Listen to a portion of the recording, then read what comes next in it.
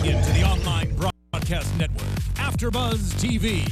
Over 20 million weekly downloads in over 150 countries, and your #1 source for after-show entertainment.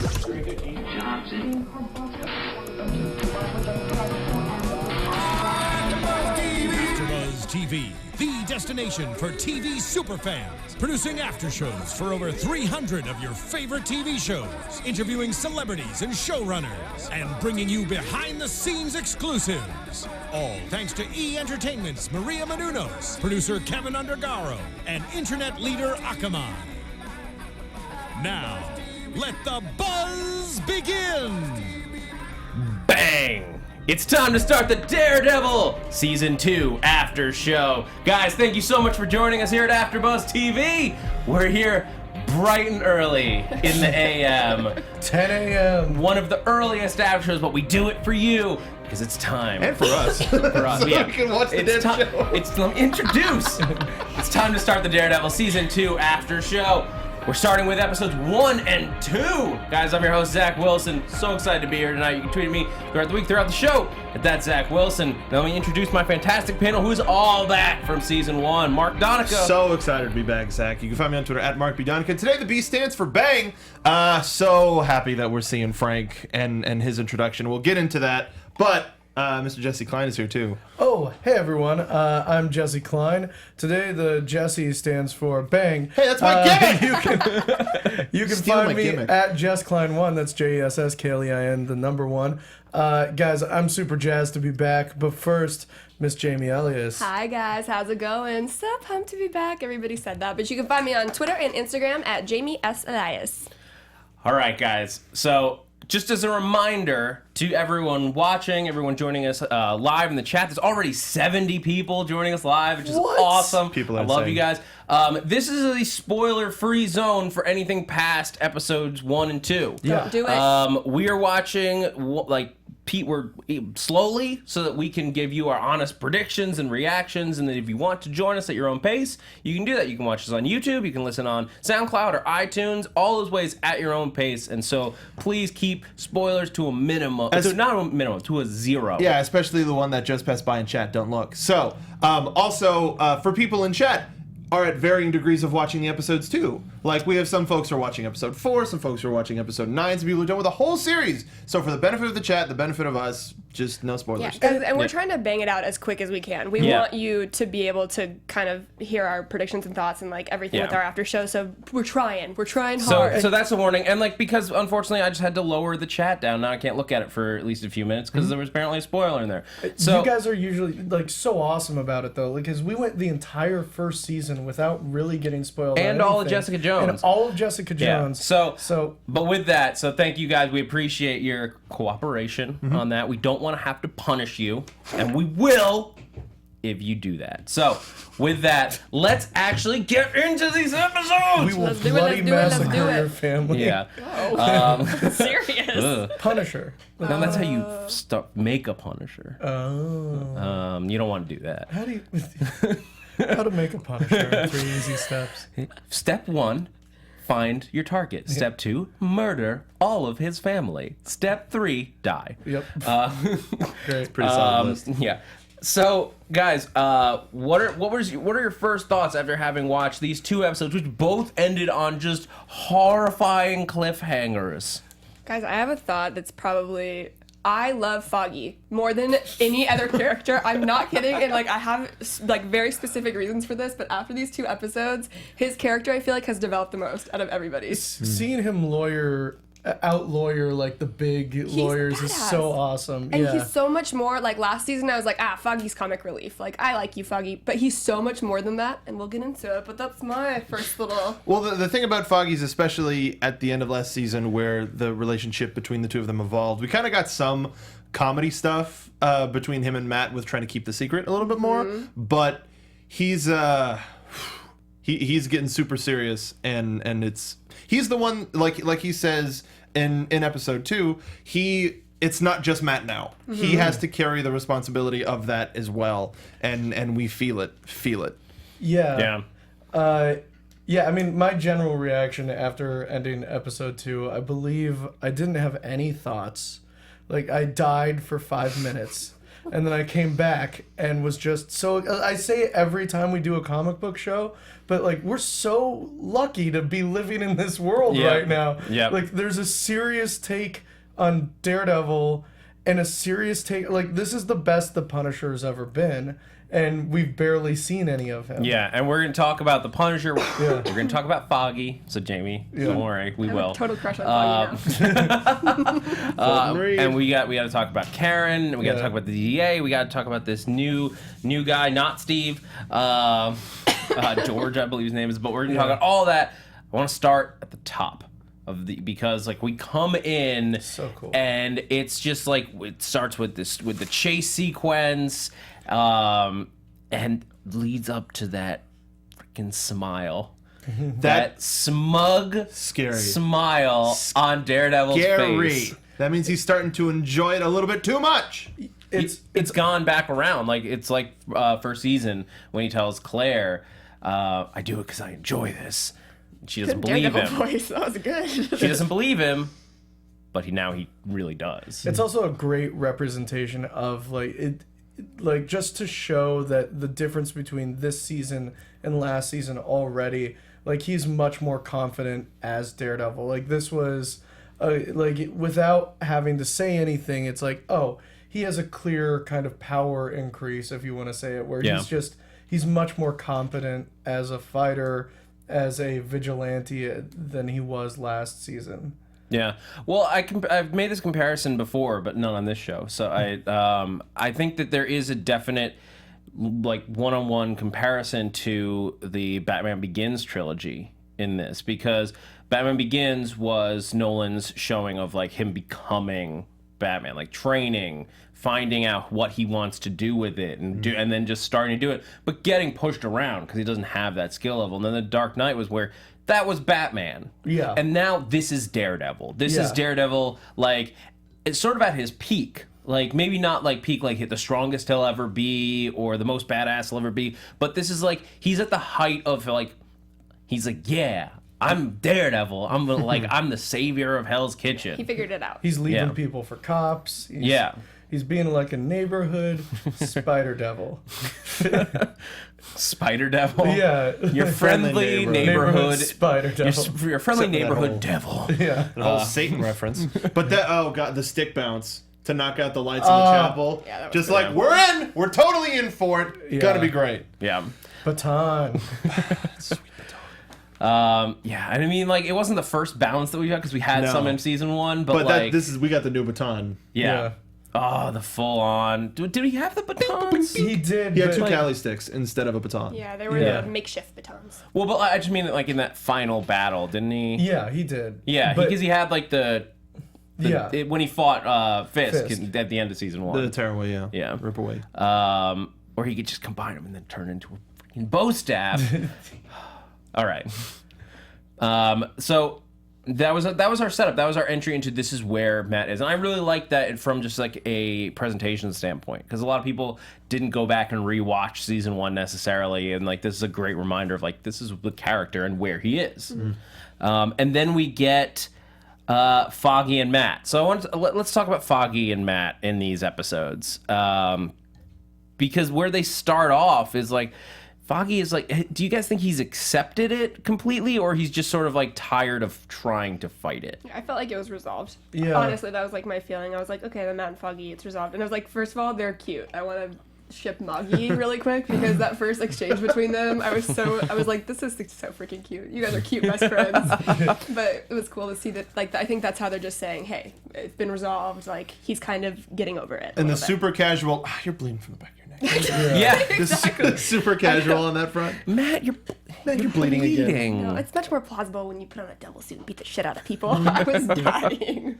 I like the line, if I take the night off, people get hurt. Yeah. Yeah. Because That whole story. yeah, the entire story, just like the idea of because he's got this hearing, he can't take the night off because he'll hear all of the crimes happening. Like he's super aware of all of that stuff happening, so it's not possible for him to take the night off. Yeah, and this resonated so much with me, just in terms of like that feeling. Like I do like certain jobs that like can be done at any time of the hour or like any time of the day, any time of night, and you can just be there like getting work done 24/7. It is an option at all times. But and like maybe like there like you need to be working, like you need the income coming in. But there's a certain point at which you break. Like you can't just do it constantly or you will mentally just shut down. And that's I think what Matt is. Like, can you imagine living if like in a world where if you just wanted to like take a night in and Netflix, you want to Netflix and chill with maybe your attractive secretary or whatever, like you just or your best bro. Yeah, maybe you want to get Nelson Murdoch on the dance floor. But like if you do that, somebody's gonna die. Yeah. Like No pressure. exactly, but like imagine like every night that is a thought that you have to go through, and that's. How could he possibly step back from that? He's really got to catch up on Game of Thrones, though. And sometimes some blood's got to be shed for that biz. I also think that smile kind of hints at, like, the most interesting parts of Matt Murdock is there's like a darkness to him. There's a part of him that I think would want to be Daredevil 24/7. He's like addicted to it a little. Yeah, there's a part of him that would want to be this guy 24/7. There's a part of him, and I think it's the thing that's interesting about all superheroes, is that the mask is who they are. Mm-hmm.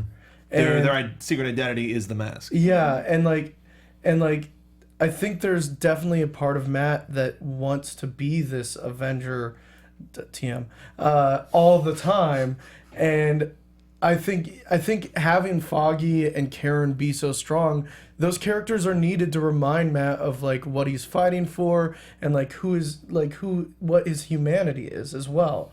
And that like I think that mask can be addicting. And I think especially for a character like Matt who feels powerless most of the time because he's seen as a blind person in society, like having that mask can be a little bit addictive, and like there's a part of him that likes it.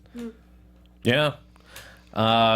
It's just he gets pleasure from it with that fucking smirk. For pleasure.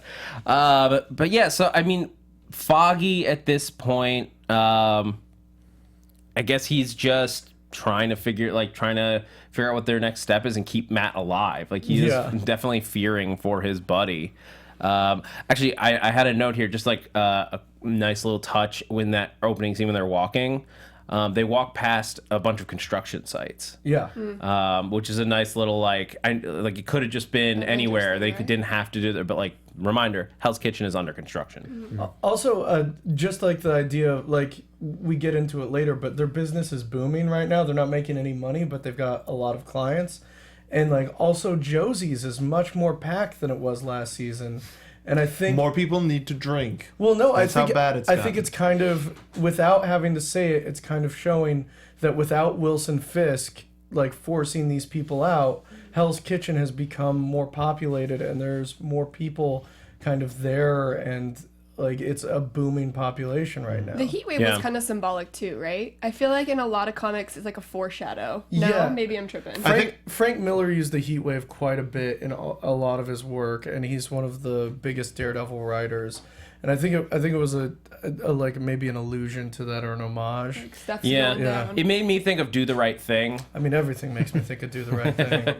I mean, yeah, if you're just walking down the street, you see a trash can, you throw it through Gotta a throw window, it you're through gonna a be like, window. yeah, that was like the time and Do the Right Thing, and they threw a trash can. No, but I think a heat wave is just a very useful tool to justify people acting 100%. rash and acting just seeming more angry than they would be, because everyone's a little more tense when they just can't cool down. And they like can't find AC. Like actually, I'm noticing the heat is rising in the studio right now. And I want to murder all of you. I've got a laptop to hit you. Little Daredevil Funko protects me. But yeah, I think the heat is a great way to just say like people are on edge. Yeah. Yeah. Well, that also Hell's Kitchen and Heat kind of ties together too perfectly. Yeah. It works, and I think it is going to be a helpful tool in the writing of the show. Yeah. I mean, maybe that's all Punisher really wants. That's all he needs all he wants is some ice water and some central air. Well, if Frank Castle's apartment just had central air, none of this would be happening. We all know there's no rapture, no pleasure, no exquisite sin greater than central air. Well done. Thank you. Well done, sir. That's for you. Dogma ref. Come on, let them figure it out. Well, since we're at the office already, did anybody see that look from Karen to Matt after he's like, "Hey, we're broke," and then Matt's like, "I'll go take care of it," and she's like, yeah, okay, yeah." Oh yeah. We have a lot to talk about in Daredevil. some Daredevil there's shipping. some sweet Daredevil things going on. But you know what? It bums me out about her character. Are we talking about this yet? Or are we gonna wait? No, Okay, you know what? we'll wait. I think we need to just get to it and just We'll wait. talk about the Punisher. Like the and Irish talk mob about scene? Daredevil, and we'll go back into the other stuff. Okay. But it's just like it's on the forefront of my brain. I feel you. Yeah. I need to talk me some Punisher versus Daredevil. Sure. Because we got it in freaking episode 1. We got a rooftop fight, Ep 1. I loved how they did that because I felt like Fisk was so, like, the Kingpin was so drawn out. Not in a bad way, but they just built his character up. And I Yeah. love that we just got the Punisher, like, Irish mob scene. I was like, what is happening? There's a hole in his chest. Like, Yeah. This is awesome. I thought like we were gonna start getting the Irish mob as like a new like bad guy element for the whole season. That scene played out. Like, that was a Yeah. long scene. Well, that's a scene from Punisher Max, Yeah. I want to say. Yeah? It's Max. a scene directly from, like, that guy doesn't die in that scene, but, like, all that entire scene is, like, almost directly lifted from a Punisher Max That's awesome. comic I haven't book. read the Max line Yeah. of Punisher, but I've got a couple books. They're crazy. Yeah, they're not... anyone not familiar with the idea of Max is Marvel's adults only line of comics. So they have like it started with Jessica Jones and Alias. That was the first one, and they've done. They did Nick Fury, where he's just like banging people, like did a Deadpool. in both senses of that word. Yeah. Because Deadpool, like, Yeah. you just go nuts. I know they did Wolverine at one point. Yeah. But it's all just like it's extra violent. No, they don't hold back on swearing or sex or anything like that. Yeah. It's a fun way to read a comic because it's just like no holds barred. Yeah. And I think it allowed a lot of those artists and writers to kind of open, like, I feel in Jessica Jones, like, I feel like the first 2 pages they say the F word like 30 times. And I think it's just they're like, we finally get to write it. But yeah, I mean, say so this mob scene, that's great to know that it's like that direct. But like they did, like Mark, what you were saying, like they played it so long and like made us like care about people in the room. It's like, oh, maybe that guy's gonna get whacked, and and- even like with the like, it looked like a hit was about to go down. Yeah, not just George, like the guy that we like stick with, but they made us like think like, oh, these new bosses, like, oh, should we like him? Should we not? And we're playing with how we're gonna feel about this team of people. Especially because the Irish mob, we haven't seen much of them, and they have like a pretty historic part in Hell's Kitchen, right? Yeah. So I thought they'd be for sure played out more. And then just In real world Hell's assault Kitchen, weapon through the wall. Yeah. Insane. And A lot of death. I rewatched. Sorry, Jessica, go ahead. I think the one of the big takeaways from this is the idea of a power vacuum, that by taking out Wilson Fisk, there's no big... And the Chinese, and the Yakuza, and the Yakuza, Russians. And the Russians. There's no big crime players right now. Yeah, the Yakuza are backing off. Yeah, and the Russians are all basically dead, and like the Chinese left. So I think the big takeaway is like right now everyone's trying to vie to be top dog. Yeah, they mentioned the cartel is coming in. Yeah. Like everyone's like, there's a hole in the market, and everyone's looking to fill it. Yeah, and the Punisher has some amazing history with cartels. Yeah, yeah, he does.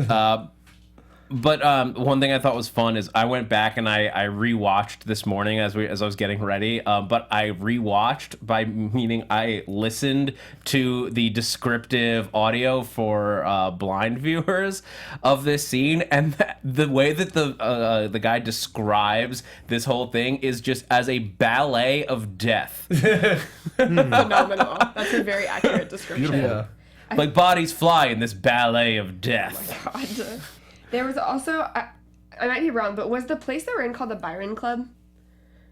I don't know why I thought I that I didn't heard catch that, but I was Maybe. reading, and this guy said that John Byron's one of the most celebrated Marvel artists of like the 70s Oh, in and the 80s. 70s, yeah. So if it was called the Byron Club, which I could be wrong, I might be wrong, I'm probably pronouncing it wrong, but that would be a really cool little nugget they threw in there. That's Yeah. cool. All right. So, but I want to know what you like. So we got two big Daredevil versus Punisher fights in one in each of these episodes. The first one ends with Matt getting a bullet to the skull. Yeah. Like Right in the dome piece. right in the what? Dome piece. Right in the dome The piece. dome piece. Yeah. Come on. That cracks his helmet. He goes to Melvin Potter. Yeah. I love that Melvin's back. Is someone coming? Because I've got a saw. Did someone Great. follow you? That was a great Love detail. him. Yeah. Which Gladiator Yeah. reference there. Maybe we'll get And he Gladiator picked up the little, I was like, oh, come on, throw it. if our predictions were right from the trailer the trailer. breakdown. Anyway, We're just jumping all around. yeah, we are jumping. But we're talking about the Punisher and Daredevil. Yes, that's we part are. of that's part of the story. Two big fights. Two big fights. Do you guys think that? So you think the Punisher was trying to spare him, right? Yeah. Yeah. I think it was on purpose. I don't think he shot him in the head. But I feel like he knew the what was going on with his helmet. But the Punisher, like, I think if Punisher was trying to kill him, he would have killed him.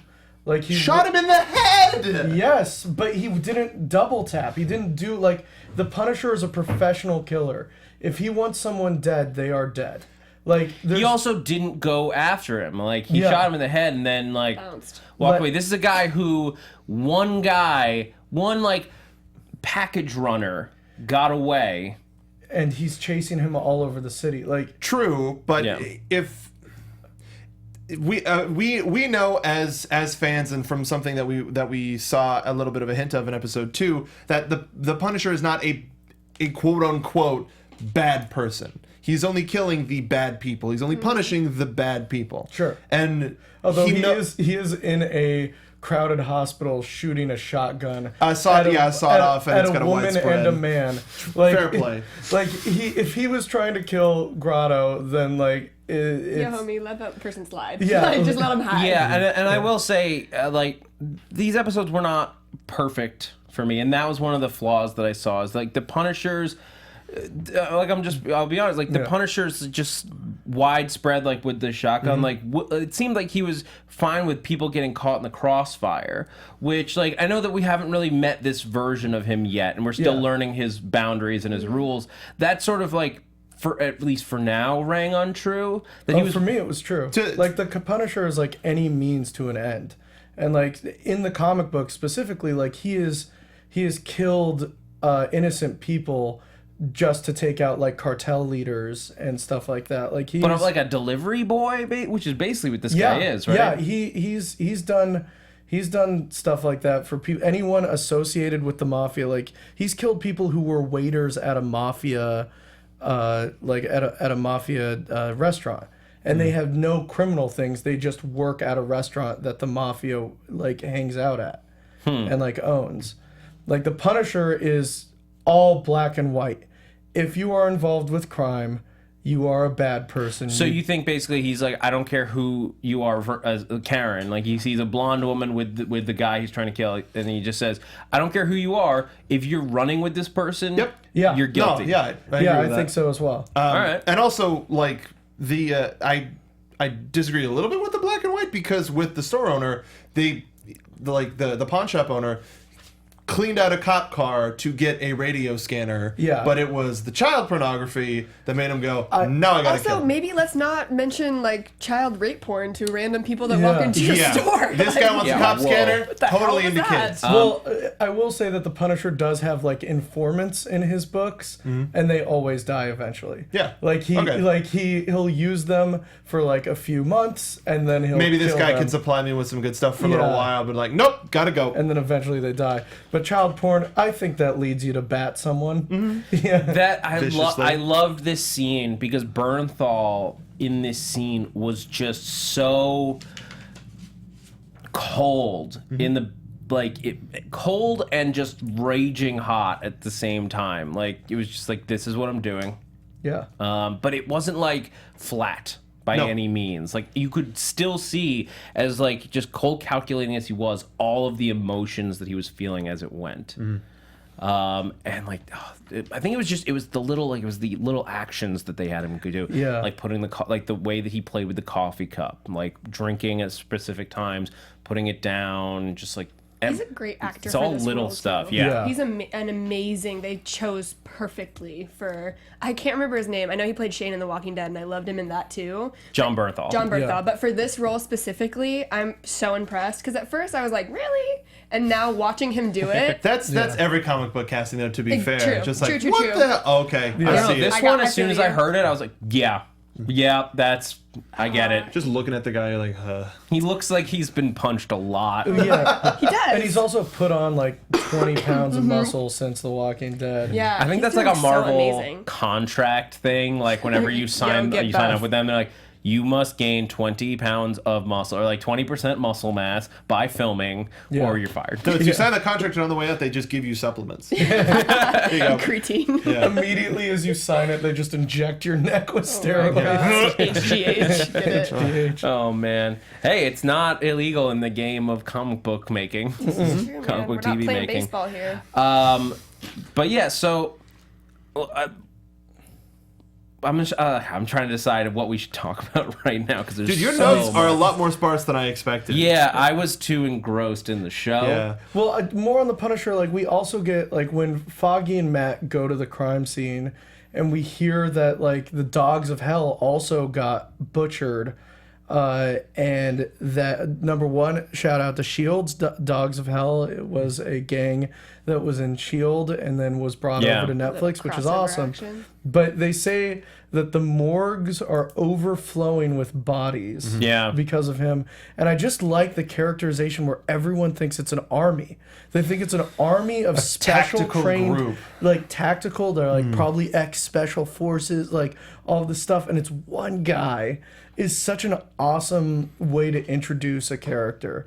Like just like this fear of this army of gangsters, like this army of killers, and it's not an army, it's one dude. Is such a great way to like build up without having seen him do anything really. We saw him shoot up that mafia meeting, but we never saw him. We just saw the aftermath. Like it's such a great way before we even see the character. We already know how powerful he is. We already know everything we need to know about it. I think it was a great storytelling device and a great way to introduce people. I would talk to a lot of people who never even heard of the Punisher before, even though he's had 3 movies and is one of the more recognizable like Marvel symbols as far as a shirt goes. Like One of the most sold designs. Yeah, it is 100%. like the Skull T-shirt is definitely one of the most popular pieces of Marvel merchandise over the years. And half the time people don't go, oh, this is Marvel, this is a comic book. People go, I love that skull. Like people don't even I would say maybe a quarter of the people don't know, but now will. yeah. Yeah. Just because it's a very well designed. I mean, this is like the third guy to play the Punisher. This is my favorite version of the Punisher, including the comic books so far. I did like who was it that played him the first time? Thomas Jane. Thomas Jane. I did Yeah. like Tom Jane's take on And it. then I thought also the was a short good- that they did after the. Did you know that he came back to do Punisher for a fan short?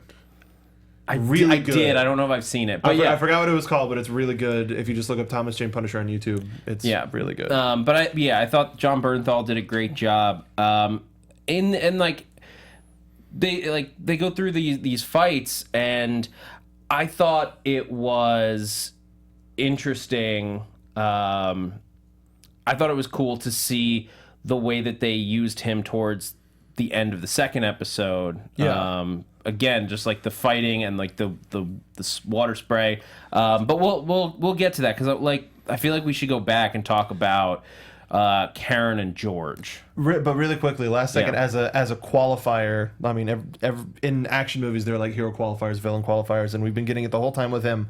But having everybody in the meat locker on the meat hooks, Oh yeah. and just the no they, him, it's one man. It's just like the coolest, So good. absolute Pretty coolest. epic. 100%. Yeah. Oh yeah, and Steve, not Steven, but Steve. Steve in the booth. Oh, New that's Steve right. in the booth. There's The 89. Dolph Lundgren. Yeah. Dolph Lundgren. Yeah. So we got, this is the Punisher. 4th screen Punisher. God dang it. I thought, is it the 4th? I thought like Dolph. The only They other two recast that for the I thought second were- Punisher movie. Oh yeah. Warzone. Warzone. Yeah. Yeah. A lot of people pretend that one doesn't happen. I, we- I like that one better. Do we talk about Turk yet? No. No. I wanted to as well. I'm not kidding. That was one of my favorite scenes from the first. He was like, "Come on, D," and like Yeah, he's talking like, to him like he's his friend. You don't That do was that. really But really you know, funny. What was kind of cool is that I was reading, and again, I just for you guys who are just turning into this episode or this season of us, I'm not a comic book reader, so I'm going along with the shows, and like this is my first take on a lot of this stuff. Yeah. But I was reading, and Turk would always come back in the comics like monthly, no matter how many I wrote times, this down. no matter Yeah. how many times he got put away in jail. And so when he said, "We both know I'll be back out at the end of the month," I thought that was so cool because every month. They A new release comic him. came out, and Yeah. he's still there. So Yeah, I that's thought that was funny. like a cool little thing. I do really like him as a character. yeah. And the fact that the scene that followed that was the one in the meat locker where we saw guys on hooks, Yeah. and they were kind of dressed like the ones with Turk. Yeah. I was just like, no, please, God, Not no, Turk, no not Turk, Turk. not Turk. Yeah. Luckily, I mean, he's been in so far. He's appeared in like almost everything. Like he was in, he was even in the comic book that they did, that was like a lead up to Jessica Jones. That had like a bit of Daredevil, like leading into And her. wasn't Grotto like Turk's little Grotto and homie? Turk like hang out at Josie's in the comic Yeah. books all the time. So like seeing him at Josie's, it was like, I was not expecting Grotto to be in this show at all. So because he's just kind of like a side character who like plays cards with Turk, but it's cool to see him like in a like role. yeah, in a role. It's Yeah. it's fun to see like where they're taking this guy. Yeah, well, let's talk about like this random Irish mobster that like became. I thought he was gonna go away much faster. 100%. I thought he died in the bar. Yeah. Yeah. Without an Irish accent. A little bit. I thought he thought died. he In Josie's, joined in the Josie's bar. though. I thought he died when he passed out because of all of the Oh, blood yeah, loss and yeah, stuff. yeah. I was like, oh, he's done. I thought it was a sniper shot. That's what I thought yeah. too. I was like, oh my god, the Punisher took him out in the middle of a bar. And it was quiet. Like, Yeah. like nothing. I Just, mean, yeah. if he did it like through a window, like clean sniper shot from like across the road, like there's no reason you would have heard it in the bar. Yeah. All Also- you just see is like a guy fall over bleeding. Yeah. Exactly. And in that bar, we got the Daredevil. Yeah. We got Dude, some heavy damn Daredevil hands though. vibes. That hand. I liked the reverse on it because usually it's like a dude like, Yeah. let me show you how to shoot And she's pool, like, nip. instead it was her showing him. Yeah. All right. Do we need to talk about Daredevil now? Please. Now, and then we'll get back into Yeah, sure. the action afterwards because I can tell Jamie's getting very excited. Guys! So we got this pool scene. Yeah. The pool scene was so adorable. It was was. super cute. Matt is just like clearly the Pretending. thing. What's cool about the scene? It's like clearly they're both vibing on it. Yeah. But the thing about it, okay, I'm gonna say this, it's controversial. Get ready. Uh-oh. I like Daredevil way better than I like Daredevil. Interesting. Because I feel like Karen, I'm gonna say this, don't hate me.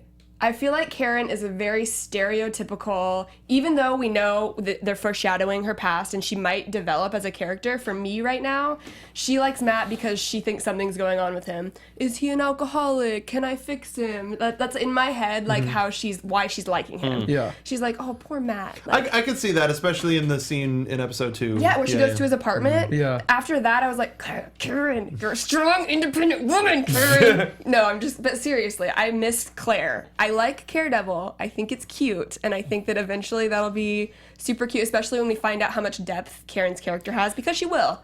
Like, I'm not Yeah. saying she's not going to, but right now for me, she's super. I will agree with you on that. I think they've waited too long at this point to reveal her backstory. Like, as a comic book fan who like knows that like she has a lot of history with drugs and a lot like Pornography. pornography. Yeah. Like she has like a very storied past, depending on which version of it. I mean, there's even there's one plot line where she gets AIDS. Yep. In the books, and like they keep hinting at it. But after now, like, we've watched a total of 15 episodes of this. She's been in most of them, and they haven't progressed that plotline more than really when they first even like hinted at it. It just keeps being hints, and I am looking forward to them just getting it out there so that she and Matt can confront it. I mean, I honestly like her characterization, and like I like that she's so stubborn and she searches for the truth so hard, and that she has this kind of sense of guilt with her. At first it was with the guy that she was going to meet with who got killed because of her, and now it's because of oh man, I just lost his name. The reporter who's in every comic book. Ben Urich? Ben Yeah, Urich. God damn it, guys. I got 3 hours of sleep. But Because you're just up rewatching these first two episodes. No, I was in a show. And I think like that guilt mixed with how stubborn she is a really cool characterization for her. And it's different than the comic books, which I like, but I also kind of agree with Jamie here where it's like I don't feel like we've earned the Daredevil yet. I wish she was a little darker. And Yeah. that's the thing, like, we know that she's going there, and that's Yeah. why in a show that is very good at, like, and just Marvel in general is very good at, like, when they know you're going somewhere, they pay it off. Like, we knew we were gonna get Daredevil versus Punisher. They didn't even wait till the end of the first episode. They just gave it to us. They gave it to us like by like what was it, the 35-minute mark of the new season, something like that. But like it's the same thing with this, because now we've got a full season with not seeing the dark side. We've seen the daring side of her. and they're also giving us like they're taking glimpses the into her devil's past, right? Yeah. But they're taking glimpses into her past, but also all the guilt she's feeling could be from killing Wesley. Crony. Yeah, Wesley. Wesley. You know Like, what I I mean, mean? her Oh, sweet tell, like her know. tick is getting like so much more pronounced of her just like on the back of her neck. Yes. And there's probably going to be scenes coming forward where she's just holding the back of her neck like, hey, so how's your morning going? Do you want some coffee? Like it's becoming a little bit too pronounced for me, but that's also like she's just showing it. Yeah, man. Yeah. She's damsel in distress life right now, and I wish she was more than that. I mean, I don't know that she's a damsel in distress because like she's not in trouble. She's trying to, if anything, she's trying to rescue Matt. She doesn't know what she's rescuing him from. Okay, but for example, like the hospital scene, right? Where she like ran out with Grotto and Grotto's like, you're not scared. Like if she would have just been like, you know what, like in her head where we could see like, oh, I've had worse or I've done worse, but instead she was like, no, I'm really afraid. You know what I mean? Like there are just little things. But there are also different ways of showing fear. You're right. Like she right. Expressing she wasn't screaming. I'm being hard on Karen right now. She I'm wasn't sorry. screaming and needing help. She was like going to You're right. Yeah, like You're right. Ben's I mean, car. and there's a lot. Yeah. So it's like, oh, some friend's car, and it's like, yeah, he's dead. Get in the car. Okay, Karen, you're still a badass, but I just want you to be a little darker. If you want a dark badass, you got to watch Jessica Jones. Damn it, I need to watch the show. Watch Jessica Jones, Jamie. What are you doing I'm here? sorry, guys. I'm No, sorry. you don't have to apologize. Daredevil. There are crossovers, and we're gonna mention there's a couple of them in this episode. Yeah, there are. But go watch Jessica Jones too. But like, but this doesn't spoil anything. So at least so far. Yeah. Okay, so while we're talking about just like people, that's how I was going to transition this, because I think a lot of what Karen is doing, like when she's running from, it's all adrenaline. She's just like, this has to get done now. We got to run. Not even think about it, which I think is exactly like Foggy when he goes out on his mission to try to investigate the dogs of hell. Yeah. And like, he even puts it like, I think it's just adrenaline. And I did like when he and Matt part ways, and it's like Matt's just like, just be careful. You don't get to say that. And speaking of the end of that scene, does anybody else notice that Brett is not having their BS anymore? Yeah. Their Brett's cop over friend their Brett shit. just like, God, guys again, Well, I think swear. I think Brett got promoted. I think he had more stripes on his sleeves or whatever. I think he's probably up to sergeant or something. now. Yeah, he's a sergeant now. Because he was just a desk clerk. Yeah. Basically. Well, then everybody, beat cop. everybody in was the like, first season. later, sorry, you are working for Fisk, so Yeah. you're Well, fired. he got to be the one, like he was the one that Hoffman turned himself into, Yeah. which I think that alone would warrant him getting a promotion, like at least a minor one. He's not a detective No, or he's a anything like that, sergeant. but he did get moved out from the front desk. Yeah. Yeah. I just liked how he was taking none of their biz. Yeah, I did really enjoy that. And the Dogs of Hell, just to clarify, because there were some people in the chat wondering, as Jesse said, it was an Agents of S.H.I.E.L.D. reference. It was the episode where Lorelai shows up from Asgard, and then Lady Sif, Jamie Alexander's character, comes to Earth to deal with it. That the biker gang that I almost said the Enchantress, but Lorelai enchanted. They're like was the Dogs of They're Hell. a Hell's Angel analog. Yeah, exactly. And they probably just have different chapters all over the country. This is another big one. Not for long. Yeah, not for long. But this is where, well, maybe not anymore. Yeah. Where Foggy goes, and we find out that he had a childhood friend that he just knew had become a member of the Dogs of Hell. Facebook is hell of a thing. Yeah, and I really like that. It's just subtle things like that where it's like Foggy and Matt left Hell's Kitchen and then came back to it, and that like they left to go like lawyer uptown to Columbia. Yeah, but still like they still came back to their home. They're dedicated to making their home a better place. In the Marvel version of Hell's Kitchen, it's not gentrified. It's not called, what is it, Cleveland now? It's like something district. It's the meat packing district. I forget the district. It's not called Hell's Kitchen anymore. And they didn't like the name Hell's Kitchen. Apparently they didn't like the name Hell's That's Kitchen. not metal. But it's like not gender. In the Marvel version of Hell's Kitchen, it needs a lot of help and a lot of like putting together. And I like that, just that simple thing of Foggy being like, we went to school together. I know this dude. I've known him since 4th grade. Like, just do you think this is a joke? Yeah. The president just not having and it. then even when he like names off other people, he's like, I helped this person and this person. He's like, you helped so and so. Like he's naming the wrong person and then the right person. Exactly. God. But did anybody else think that he was just trying to lie his way in? Because Smitty's a really basic No, I totally name. thought that he was just like picking out like there's gotta be a biker There's gotta be named a Smitty. Smitty Or in John, somewhere. like just randoms. That's Yeah, hilarious. I know Jones. Jones. I thought it was gonna be. If you guys Smitty remember, Jones. if you guys remember in the first scene where we see them, there's like that biker who got in a fight. Oh yeah. I thought it was gonna be that guy. Oh, that'd be funny. That they were helping Yeah, out. I first. did too. Like they did seem to be like they planted him, but like he got out of it by like he's like, I helped this biker. He's not one of ours. All right, well, just try to. This was also a scene where we saw Foggy and like this whole new, like not just comic relief, because yes, it was funny. Like that was a funny scene. Yeah. But he was also brave and smart and like willing to do and loyal, like willing to do like whatever it took to. And he knew if he could at least get one guy, exactly. then he would get the information he wanted. Exactly. So Foggy, you go, man. He doesn't do well with groups, but one-on-one, he's pretty solid. You go, Fog. Yeah. I mean, with Reyes, he's absolutely awesome with Reyes when he just out lawyers her. So funny. Like that was really cool. That was a scene where I liked Karen a lot because she's in the background like, oh, like if you just see her face in the background, she's sitting there like, oh shit, damn. oh damn. Go. So good. It's like she was ready with like the air horns, like the beer, beer, beer, beer. So good. Yeah. But so Foggy does get away, luckily. He's stubborn. Well, Seeing as the knife is not in my neck right now, I see that you are interested in what I have to say. yeah.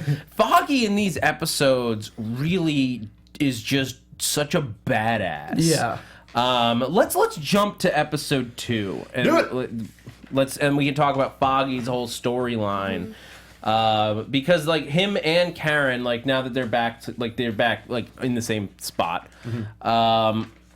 they are they're trying to get witness protection for Grotto. Yeah. And we re-meet the DA from Jessica Jones. Yeah, which is super exciting. Yeah, I mean, I'm sort of indifferent to her and Jessica Jones. Like, almost, I didn't even really notice at first. But Yeah. I mean, I like those little touches to cross it over, so that it does feel like the same world. Yeah, I was hoping we'd get some Hogarth action. Nah, I think that's hoping for a little bit too much. I know. But Yeah. I would have liked that too. But I would have liked Hogarth. Even like a reference or something. Like, I think we'll get stuff like that as Yeah. we go forward. There'll be more and more of that. But yeah, like when Hogarth comes in to like defend or prosecute or something. It's like, crap, we got Hogarth on the other side. But like this DA pissed me off. It's her purpose in this episode. Yeah, I really like Reyes. I think she's my favorite new character. Other than Punisher. I know people in the chat were talking about jiffing Jamie. Could you please jiff that one, please? That was amazing. I was looking at Jesse. I missed it. Just like nope, straight up nope on the face. Well, because he Reyes, yes, that's her point to piss you off. Yeah. But I was like, new girl, favorite like, character? Get the hell out of Over here. Punisher? Well, not over Punisher, but like I like the idea of this kind of like ladder climbing DA that is clearly just like there and represents kind of the manipulation that Kingpin represented last year, but she is part of the system. It's from the inside out instead of the outside in. We get a lot of talk about Matt having to do it the right way, the legal way, and yet they still have to deal with the BS of illegality and stuff. And like the fact that like they set up this thing and it was just to be bait for Punisher, like all of that like was perfect. Like I thought that was the perfect kind of move for a character like this. Like of course he was bait for the Punisher. Like she's this DA who's like trying to like be a hotshot. She's gonna try and tag the biggest name in town right now. Like who cares about this guy that they're trying to get this guy to meet with? They want the Punisher and they want him on a silver platter. She's probably gonna like want to run for president eventually. Like she's got all these people under her thumb that are terrified of her, and for the first time ever, like Foggy is standing up to her, and you can see it in her eyes. Like she's never been stood up to before. Like this is like she's literally speechless when he's like, "Oh, I'm just calling the Department of Justice. Do you have their number? Oh, I do. Okay, hi guys. It's me. Franklin Nelson. That's N-E. Oh, you want me to hang up? Okay. I wish from the other side we would have heard like a like a really happy guy on the other end, just to be like, oh, cool, it's this guy. I love you, Foggy. Foggy. It's just Matt. Matt answers. That's what I was sort of picturing, or it was like the time of day is. It's Josie's Bar and Grill. Josie, shut up. Because it really didn't matter who he was calling, got but like gross water. he makes his point that like I don't care what like you're gonna offer me like a future favor. Like no, I'm here for my client. Yeah, I think it's cool. They always stick to that. And it's kind of for her to say like she knows what their clients are paying them in. It means that they're like Murdoch and Nelson are on their radar. You know what I mean? They're still being watched. Exactly. Yeah. So I thought that was a cool little. She was a cool character. If I was a lawyer, they took down the Kingpin. Like, of course they're being watched. Yeah. Like, they took down Wilson Fisk, who was running for mayor. Like, they've got to be on radar. You're on some bigger radar at the time. And I mean, I wonder if she's threatened by them because she's like. Maybe I don't know if she's up to something like back. I mean, like, well, we know that she is manipulating them in this episode. This is where I ran into trouble with this, where I started to have problems with this character because, like, you're right. I like the DA as like this like like someone to work against. Like, oh, we're gonna have a problem because this DA doesn't like us, and the lawyers have to deal with the DA a lot. That's probably why no one's ever stood up to her because if the DA doesn't like you, you're gonna have problems. Yeah, but. There's no way that's legal. And Foggy yells about a lawsuit, and I think he's absolutely right. I think we're moving into predictions. I think this DA is dirty. I think she's dirty as hell. Yeah, that's what I was wondering. I think for the rest of the series, we're going to see her. Like, they screwed up a bag and tag on the Punisher here. They lied under oath. They lied during a contract signing. They signed that contract about him doing this drop, about him doing the wiring. I think she's going to go behind their backs. She's going to like make it sure it never happened on the books. I think she's going to be like, just seeing how she reacts to this and seeing how like manipulative she is, I think she's going to be around for the entire season. Yeah, I also think she respects. I think that at first when she walked in, it was like just get him. We're going. We're doing this. Yeah. And then when Foggy kind of did what he did, like you saw a look on her face that was like, oh shit. You know what I mean? Like I remember when I okay. had a soul. Yeah, exactly. Exactly. So I think that I totally agree with you. I think like she's gonna end up being dirty, but I think that like part of her is like, these guys aren't that bad. You know what I mean? Yeah. Yeah,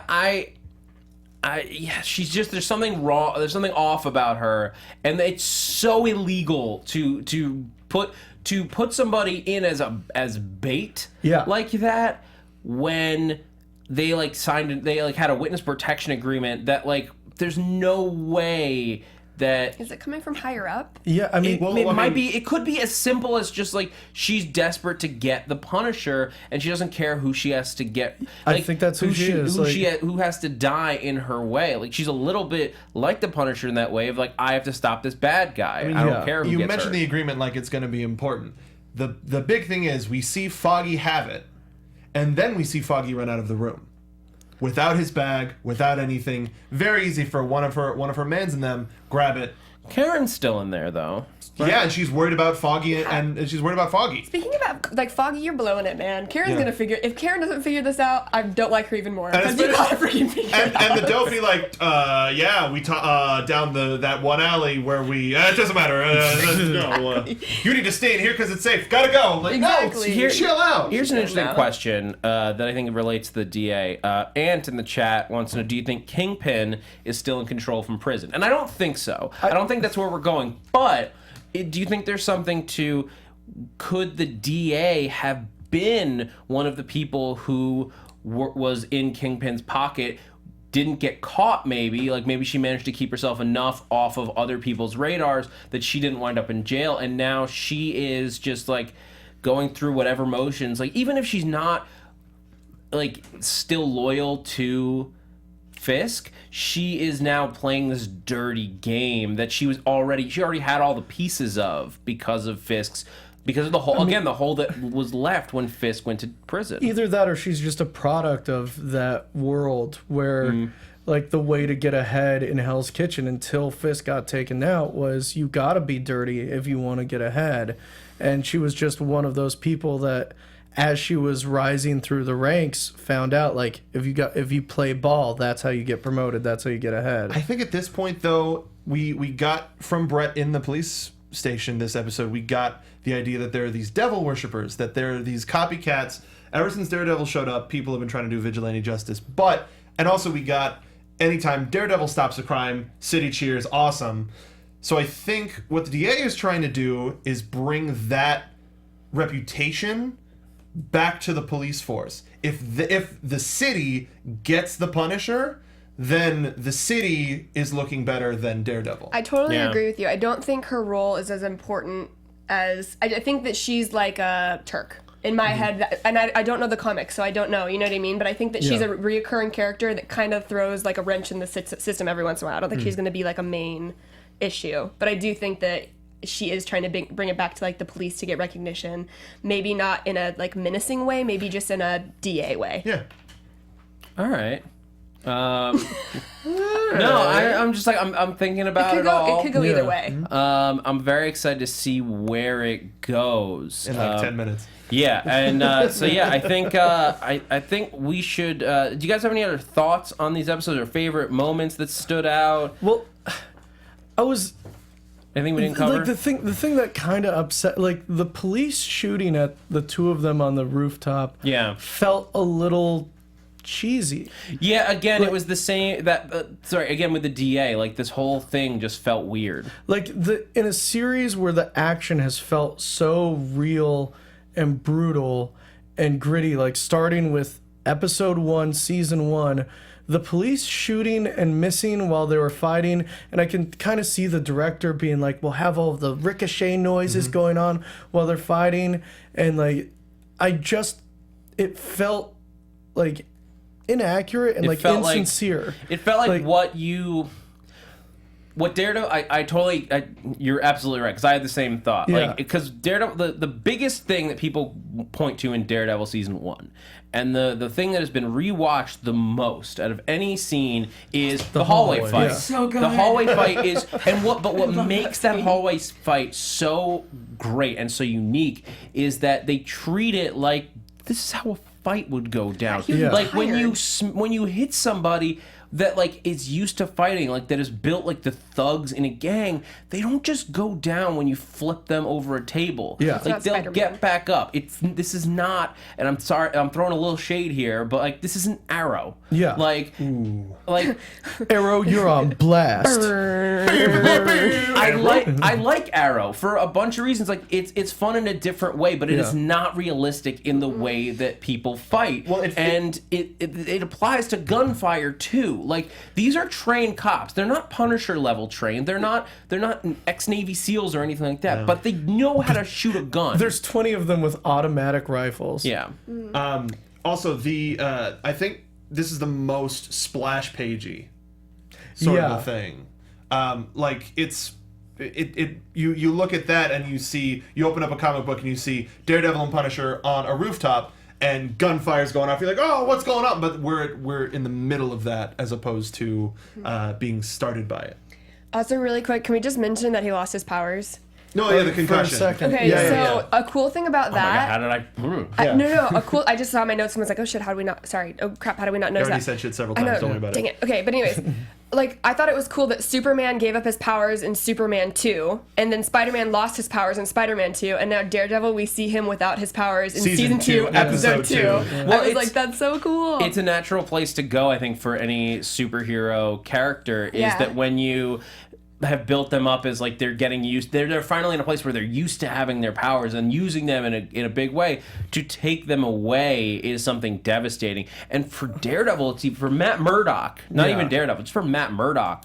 He got a concussion and like, this happens to people. He lost his hearing, Yeah. which when you're blind is a lot bigger That problem. seems spooky. And in the comic books, I don't know but at the very end when he lost his hearing again and the Punisher took him, I know that in the comic books, the Punisher had some kind of like sonar thing that ruined his hearing. He has like a sonic bomb But or they something made this like like a natural progression. Yeah. But it kind of mirrors. I didn't read the comics. I'm just reading online reviews. But like, I thought that was really cool that they did that. Yeah, I'm glad they were quick with it. Like I always hate arcs where like in order to make a superhero human, you take away their powers to kind of like make them vulnerable. I feel like there's better ways to show vulnerability than taking away the one interesting thing about a character.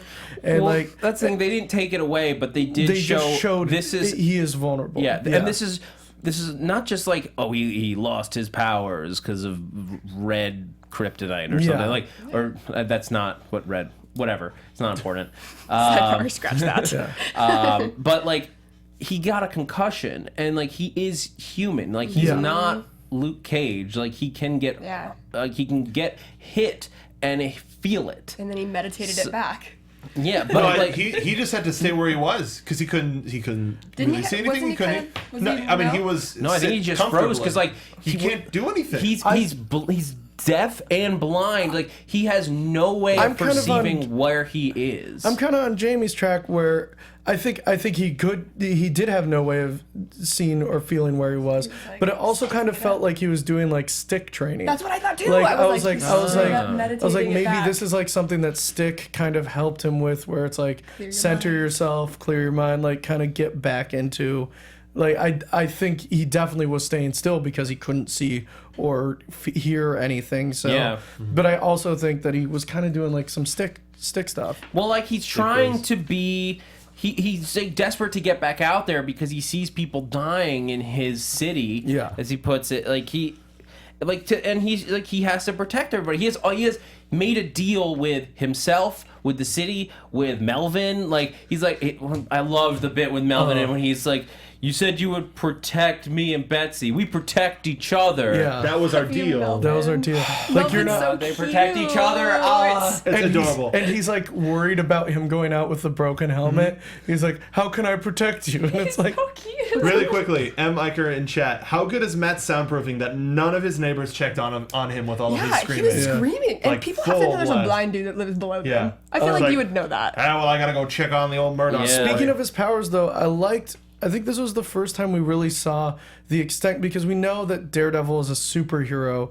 His superpowers are his heightened senses, like all of his senses.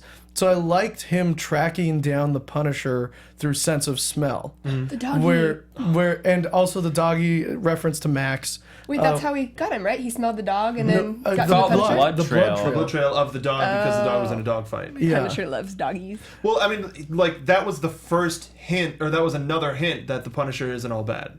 Yeah. Well, the Punisher I in the thought he 90s had at a dog named Max. Yeah. And At like, first, I thought he had hurt the dog, and I was just like, "Puppy, no!" yeah. No, F there's you, Punisher. adorable bandages all over it. If anything happens to that dog, I'm gonna put on a mask Who's the good boy? and I fight think crime. The great thing is when Daredevil shows up at the apartment again, MX is all like, "Oh, hey, that guy that fed me once." Yeah. Then Punisher's gonna be like, "Wait, what the hell's going on?" He's gonna be really confused. You got more food?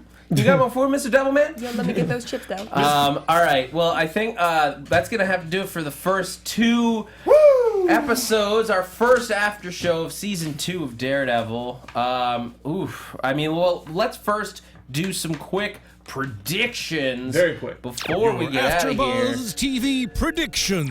We got started a little late, and now we're running a little over. So I mean, we we got got a bunch of the stuff next to show do. here Yeah. is So, us. like, anyone who's wondering, before we do predictions, anyone who's wondering when we're gonna do episodes 3 and 4. Stay tuned in 2 hours. Give us 2 hours. As soon as we're done here, we're going into another room. We're going to go watch episodes 3 and 4, and then we're coming right back in here to talk more Daredevil. And then we're still scheduling the rest of the season out. So stay tuned, and we will have updates for you. We haven't been able to finalize that time yet. But yeah, so predictions. What are you guys thinking as we leave Daredevil dragged away by the Punisher with Foggy looking over the edge of the window with all the cops who don't seem perturbed that Foggy's standing there. Yeah. No. And just like, where did he take him? For me, I'm not a big fan of the Punisher character in general, as far as the comic books go. But my favorite Punisher stories, and when I think he really comes alive, is he has these morality discussions with Daredevil, where they're the same side, they're different sides of the same coin. They're both Catholic boys with Catholic guilt. They're both these guys who I think in this version, Punisher is going to be an Afghan war vet instead of Vietnam War, just because of the age. Yeah, it just adds up. But the Vietnam War, both wars have plenty of unjustifiable behavior that you had to do to make this sorry to interrupt. No. One of my favorite things ever said about the Punisher was in Civil War. Yeah. When they're talking about him and why the Punisher won't fight back when Captain America starts beating him up. Sure. And it's because it's same guy, different war. Like in a justified war like World War II, where the lines were much clearer. The Punisher could have been Frank Castle could have very well been a very good person and be seen as a hero. But when he came back from Vietnam, he was thought of as a villain, and he just you can only be told you're a villain so many times before you just or be told you're a killer so many times before you just accept it.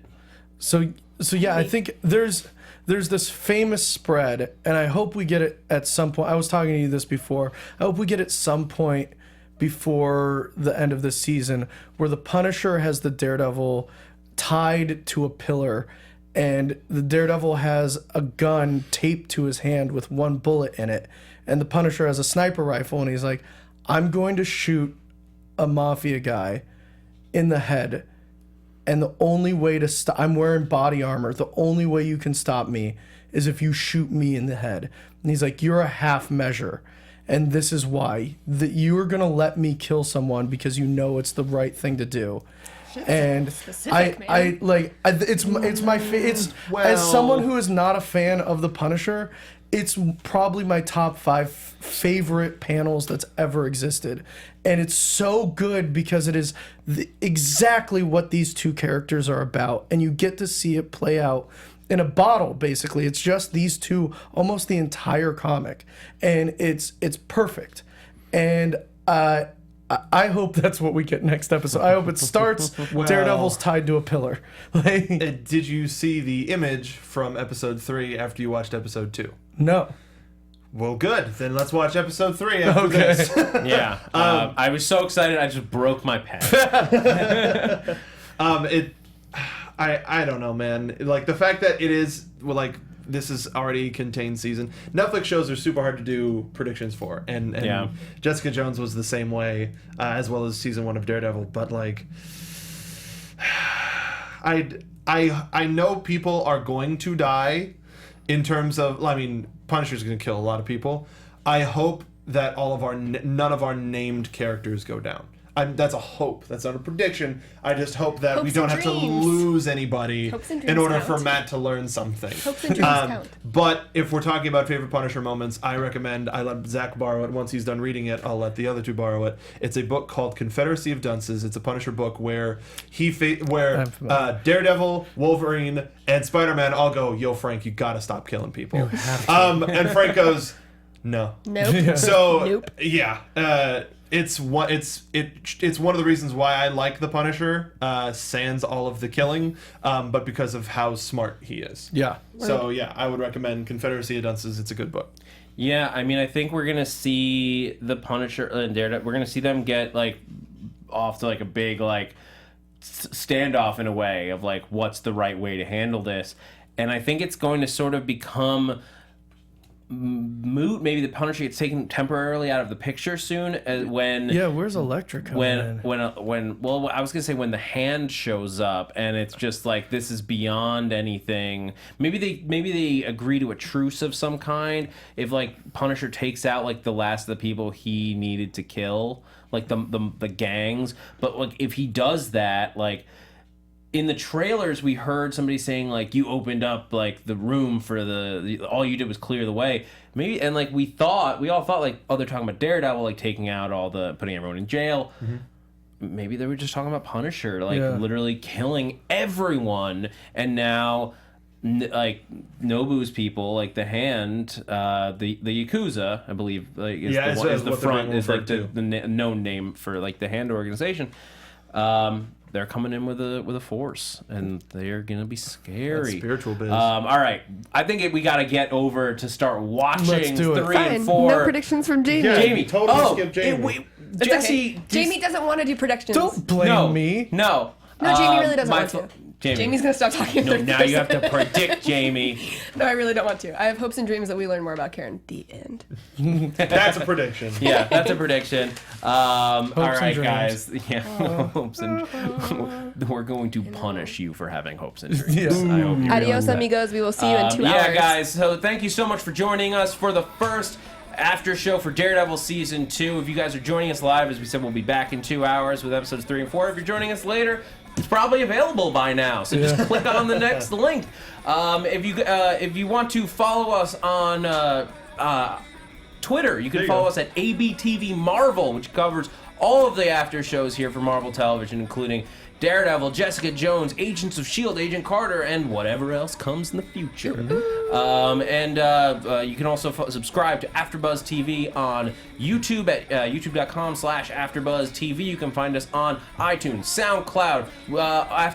When we get to the next one, we'll do iTunes reviews. We didn't have time on this one, but we will. And then you can leave us a review on there, 5 stars, and we'll shout you out on the show.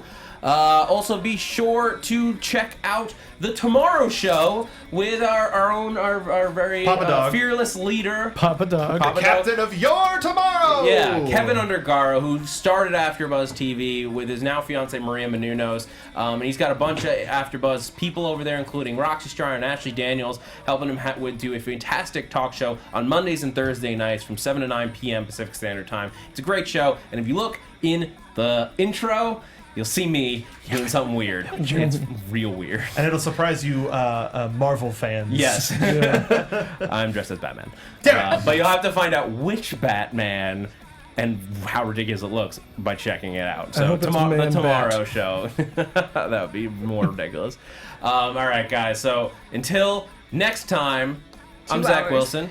Got Mark Donica. Mark B. Donica. Jesse Klein. Jamie S. Elias. And we will be back shortly. Bye. Thank you, guys.